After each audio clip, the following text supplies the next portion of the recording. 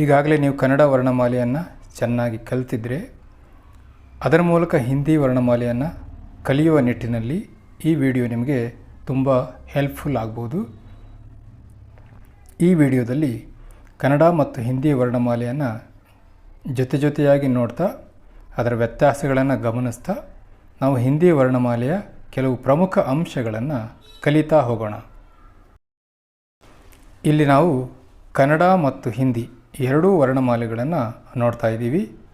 ಕನ್ನಡ ವರ್ಣಮಾಲೆಯಲ್ಲಿ 13 ಸ್ವರಗಳು, 2 ಯೋಗವಾಹಗಳು, 34 ವ್ಯಂಜನಗಳು ಇವೆ. 13 ಸ್ವರ, 2 ಯೋಗವಾಹ, 34 ವ್ಯಂಜನಗಳು ಒಟ್ಟಾಗಿ ಸೇರಿ 49 ಅಕ್ಷರಗಳು ಆಗ್ತವೆ. ಕ್ಷ, ತ್ರ, ಜ್ಞ ಇವನ್ನು ಸಂಯುಕ್ತಾಕ್ಷರಗಳು ಅಂತ ನಾವು ಕರಿತೀವಿ. ಇವುಗಳನ್ನು ವರ್ಣಮಾಲೆಯ ಅಕ್ಷರಗಳಲ್ಲಿ ಸೇರಿಸಿ ನಾವು ಎಣಿಸೋದಿಲ್ಲ ಕನ್ನಡದಲ್ಲಿ, ಆದರೆ ಹಿಂದಿಯಲ್ಲಿ ಇವುಗಳನ್ನು ವರ್ಣಮಾಲೆಯಲ್ಲಿ ಸೇರಿಸಿ ಎಣಿಸ್ತಾರೆ. ಇನ್ನು ಹಿಂದಿ ವರ್ಣಮಾಲೆಯ ವಿಷಯಕ್ಕೆ ಬಂದರೆ ಹಿಂದಿಯಲ್ಲಿ 11 ಸ್ವರಗಳಿವೆ, 2 ಯೋಗವಾಹಗಳಿವೆ. ಯೋಗವಾಹಗಳನ್ನು ಹಿಂದಿಲಿ ಅಯೋಗವಾಹಗಳು ಅಂತ ಕರೀತಾರೆ. ಆ ಎಂಬ ಅಕ್ಷರದ ಸಹಾಯದಿಂದ ಇವುಗಳನ್ನು ಹೇಳಬೇಕಾಗಿರುವುದರಿಂದ ಈ ರೀತಿ ಹೇಳೋ ಪದ್ಧತಿ ಬೆಳೆದು ಬಂದಿದೆ. ಹಿಂದಿ ಮತ್ತು ಕನ್ನಡದ ಸ್ವರಗಳಿಗೆ ಇರುವ ವ್ಯತ್ಯಾಸ ಏನಪ್ಪ ಅಂತಂದರೆ, ಕನ್ನಡದ ರು ಎಂಬ ಅಕ್ಷರವನ್ನು ಹಿಂದಿಯಲ್ಲಿ ರೀ ಅಂತ ಉಚ್ಚರಿಸ್ತೇವೆ. ಉದಾಹರಣೆಗೆ ಕನ್ನಡದಲ್ಲಿ ಋತು ಅಂತ ಇದ್ದರೆ ಅದನ್ನು ಹಿಂದಿಯಲ್ಲಿ ರಿತು ಅಂತ ಹೇಳ್ತೀವಿ. ಪ್ರಕೃತಿ ಅನ್ನೋ ಶಬ್ದವನ್ನು ಹಿಂದಿಯಲ್ಲಿ ಪ್ರಕೃತಿ ಅಂತ ಹೇಳ್ತೀವಿ. ಅದೇ ರೀತಿ ಕೃಷಿ ಅನ್ನೋ ಶಬ್ದವನ್ನು ಹಿಂದಿಯಲ್ಲಿ ಕೃಷಿ ಅಂತ ಹೇಳ್ತೀವಿ. ಈ ರೀತಿ ಅನೇಕ ಶಬ್ದಗಳನ್ನು ನಾವು ನೋಡ್ಬೋದು. ಅದೇ ರೀತಿ ಕನ್ನಡದ ಎ ಮತ್ತು ಎ ಎಂಬ 2 ಸ್ವರಗಳಲ್ಲಿ ಒಂದು ಹ್ರಸ್ವಸ್ವರ, ಇನ್ನೊಂದು ದೀರ್ಘಸ್ವರ. ಈ 2 ಸ್ವರಗಳಿಗೆ ಹಿಂದಿಯಲ್ಲಿ ಎ ಎಂಬ ದೀರ್ಘಸ್ವರವನ್ನು ಮಾತ್ರ ಬಳಸ್ತಾರೆ. ಹಾಗೆಯೇ ಕನ್ನಡದಲ್ಲಿ ಒ ಮತ್ತು ಓ ಎಂಬ 2 ಅಕ್ಷರಗಳಿದ್ದಾವಲ್ಲ, ಹಿಂದಿಯಲ್ಲಿ ಕೇವಲ ಓ ಎಂಬ ದೀರ್ಘಸ್ವರವನ್ನು ಮಾತ್ರ ಬಳಸ್ತಾರೆ. ಇನ್ನು ಹಿಂದಿ ವ್ಯಂಜನಗಳ ವಿಷಯಕ್ಕೆ ಬಂದರೆ ಹಿಂದಿಯಲ್ಲಿ 39 ವ್ಯಂಜನಗಳಿವೆ. ಈ 2 ಅಕ್ಷರಗಳನ್ನು ಹಾಗೂ ಈ 4 ಸಂಯುಕ್ತ ವ್ಯಂಜನಗಳನ್ನು ವರ್ಣಮಾಲೆಯಲ್ಲಿ ಕೂಡಿಸಿ ಎಣಿಸುವ ಪದ್ಧತಿ ಇದೆ.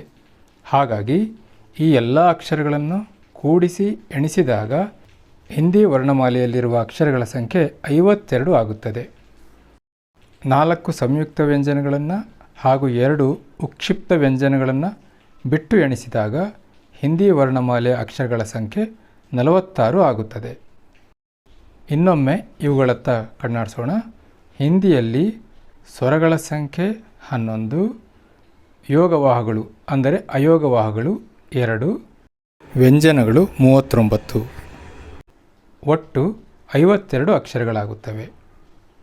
ಇನ್ನು ಈ 2 ಉಕ್ಷಿಪ್ತ ವರ್ಣಗಳ ಬಗ್ಗೆ ನೋಡೋದಾದರೆ, ಈ 2 ವರ್ಣಗಳನ್ನು ಉಚ್ಚರಿಸಬೇಕಾದರೆ ನಮ್ಮ ನಾಲಿಗೆ ಶೀಘ್ರವಾಗಿ ಮೇಲಕ್ಕೆ ಹೋಗಿ ಕೆಳಕ್ಕೆ ಬರುತ್ತೆ. ಆದ್ದರಿಂದ ಇದಕ್ಕೆ ಈ ಹೆಸರು ಉಕ್ಷಿಪ್ತ ಅಂತ ಬಂದಿದೆ. ಅದರ ಜೊತೆಗೆ ವಿಶೇಷವಾಗಿ ಗಮನಿಸಬೇಕಾದ ಅಂಶ ಏನೆಂದರೆ, ಈ 2 ಅಕ್ಷರಗಳನ್ನು ಯಾವುದೇ ಶಬ್ದದ ಆರಂಭದಲ್ಲಿ ಬಳಸುವುದಿಲ್ಲ. ಸ್ವರಗಳಲ್ಲಿ ಈ 4 ಸ್ವರಗಳು ಹ್ರಸ್ವಸ್ವರಗಳು, ಈ 7 ಸ್ವರಗಳು ದೀರ್ಘ ಸ್ವರಗಳು. ಉಳಿದಂತೆ ಈ 2 ಅಕ್ಷರಗಳಲ್ಲಿ ಅಂ ಎಂಬುದು ಅನುಸ್ವಾರವಾದರೆ ಅಹ ಎಂಬುದು ವಿಸರ್ಗ.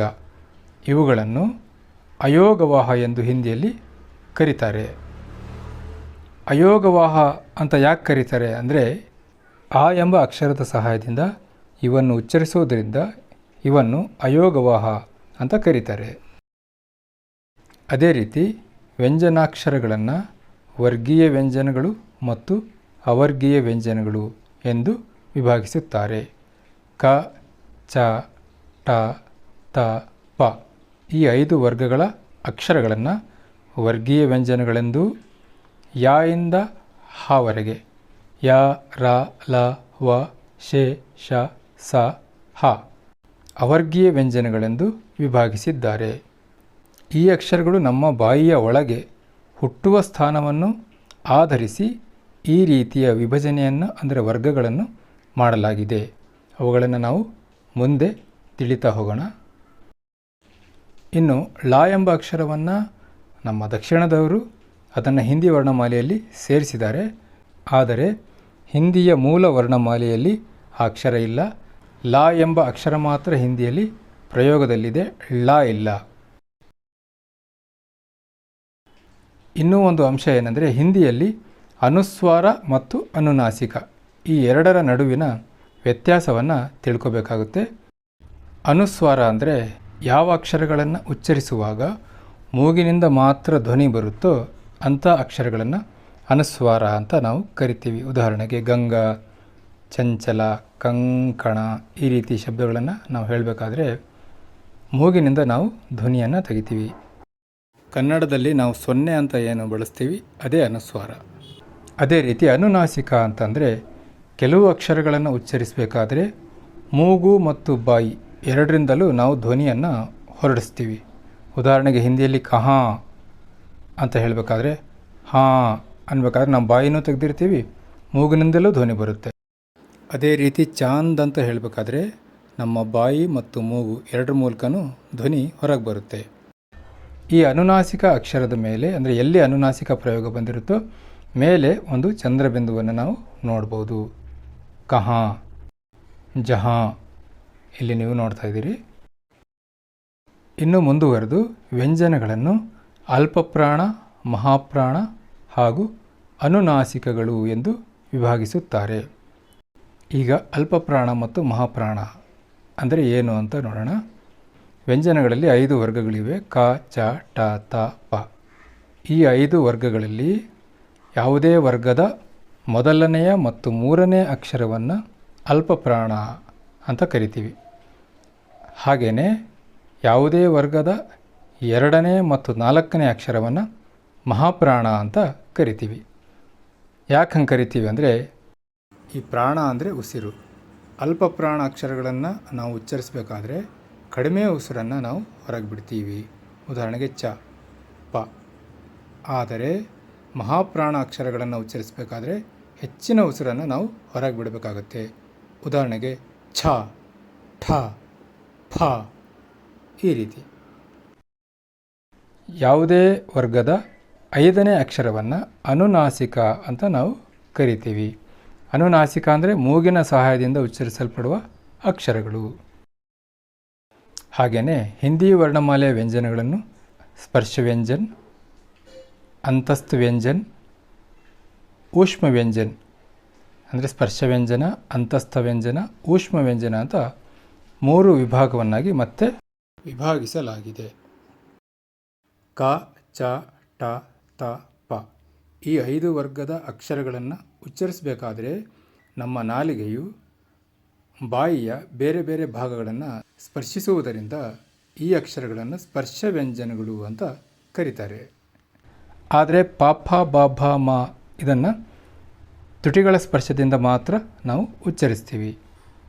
ಅದೇ ರೀತಿ ಯ, ರ, ಲ, ವ ಈ ಅಕ್ಷರಗಳನ್ನು ಉಚ್ಚರಿಸಬೇಕಾದ್ರೆ ನಾಲ್ಗೆ ತುಂಬ ಕಡಿಮೆ ಪ್ರಮಾಣದಲ್ಲಿ ಬಾಯಿಯ ಇತರೆ ಭಾಗಗಳನ್ನು ಸ್ಪರ್ಶಿಸೋದ್ರಿಂದ, ಅಂದರೆ ಇಲ್ಲಿ ವಾಯುವಿನ ಅಡಚಣೆ ಕಡಿಮೆ ಇರೋದರಿಂದ ಇವನ್ನು ಅಂತಸ್ಥ ವ್ಯಂಜನಗಳು ಅಂತ ಕರೀತಾರೆ.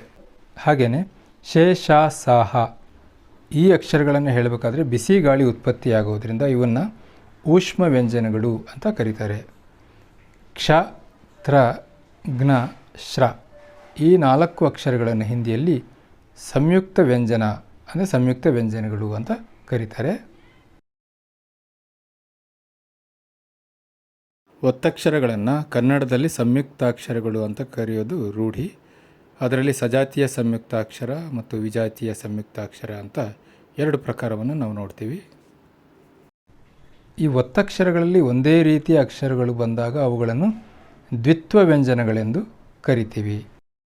ಉದಾಹರಣೆಗೆ ಪತ್ತ, ಸುಕ್ಕ, ಉಲ್ಲಾಸ್ ಈ ಶಬ್ದಗಳಲ್ಲಿರುವ ಒತ್ತಕ್ಷರವನ್ನು ದ್ವಿತ್ವ ವ್ಯಂಜನ ಅಂತ ನಾವು ಕರಿತೀವಿ. ದ್ವಿತ್ವ ಅಂದರೆ ಒಂದೇ ರೀತಿಯ 2 ವ್ಯಂಜನಗಳು ಒತ್ತಕ್ಷರವಾಗಿ ಬರುವುದು. ಹಾಗೆಯೇ 2 ಬೇರೆ ಬೇರೆ ಅಕ್ಷರಗಳು ಸೇರಿ ಒಂದು ಅಕ್ಷರ ಆದಾಗ ಅದನ್ನು ಸಂಯುಕ್ತಾಕ್ಷರಗಳೆಂದು ಕರೆಯಲಾಗುತ್ತದೆ. ಉದಾಹರಣೆಗೆ ರಕ್ತ, ಆಪ್ತ್, ಭವ್ಯ ಇವು ಸಂಯುಕ್ತಾಕ್ಷರಗಳು. ರಾ ಎಂಬ ಅಕ್ಷರವನ್ನು ಹಿಂದಿಯಲ್ಲಿ ಕೆಳಕಂಡ ವಿವಿಧ ರೀತಿಯಲ್ಲಿ ಪ್ರಯೋಗಿಸಲಾಗುತ್ತದೆ. ಒಂದು, ಅದರ ಮೂಲ ರೂಪದಲ್ಲಿ ಈ ರೀತಿ ರಾಮ್, ರಹೀಮ್, ರಾತ್ ಇತ್ಯಾದಿ. ಎರಡನೇದಾಗಿ ರಾ ಎಂಬ ಅಕ್ಷರದ ನಂತರ ಯಾವುದೇ ಸ್ವರ ಬರದೇ ಇದ್ದಾಗ, ಅಂದರೆ ಈ ಅಕ್ಷರದ ಮುಂದೆ ವ್ಯಂಜನಾಕ್ಷರ ಬಂದಾಗ ಈ ರೀತಿ ಚಿಹ್ನೆಯ ಮೂಲಕ ಅದನ್ನು ಸೂಚಿಸಲಾಗುತ್ತದೆ. ಇದನ್ನು ಹಿಂದಿಯಲ್ಲಿ ರೇಫ್ ಅಂತ ಕರೀತಾರೆ. ಕನ್ನಡದಲ್ಲಿ ಇದನ್ನು ನಾವು ಅರ್ಕಾವತ್ತು ಅಂತ ಕರಿತೀವಿ. ಕನ್ನಡದಲ್ಲಿ ಈ ಚಿಹ್ನೆಯನ್ನು ನಾವು ಅಕ್ಷರದ ಪಕ್ಕದಲ್ಲಿ ಕೊಡ್ತೀವಿ, ಆದರೆ ಹಿಂದಿಯಲ್ಲಿ ಅಕ್ಷರದ ಮೇಲ್ಗಡೆ ಈ ಚಿಹ್ನೆಯನ್ನು ಕೊಡ್ತೀವಿ. ಹಾಗೆಯೇ ರಾ ಅಕ್ಷರದ ಹಿಂದಿನ ಅಕ್ಷರ ವ್ಯಂಜನಾಕ್ಷರವಾಗಿದ್ದಾಗ, ಅಂದರೆ ಅದು ಸ್ವರರಹಿತವಾಗಿದ್ದಾಗ ಈ ಅಕ್ಷರವನ್ನು ಪೂರ್ಣವಾಗಿ ಬರೆದು ಅದರ ಕೆಳಗಡೆ ಈ ರೀತಿ ಚಿಹ್ನೆಯನ್ನು ಹಾಕ್ತಾರೆ.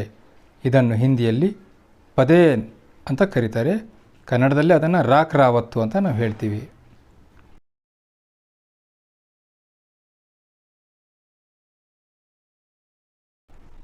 ಹಾಗೆಯೇ ಟ, ಠ, ಡ, ಢ ಈ ಅಕ್ಷರಗಳ ಜೊತೆಗೆ ರಕಾರವನ್ನು ಬಳಸಬೇಕಾದ್ರೆ ಈ ರೀತಿ ಅಕ್ಷರದ ಕೆಳಗೆ ಚಿಹ್ನೆಯನ್ನು ಹಾಕುತ್ತಾರೆ. ಇದನ್ನು ಸಾಮಾನ್ಯವಾಗಿ ಕೋನ್ ಅಂತ ಕರೀತಾರೆ.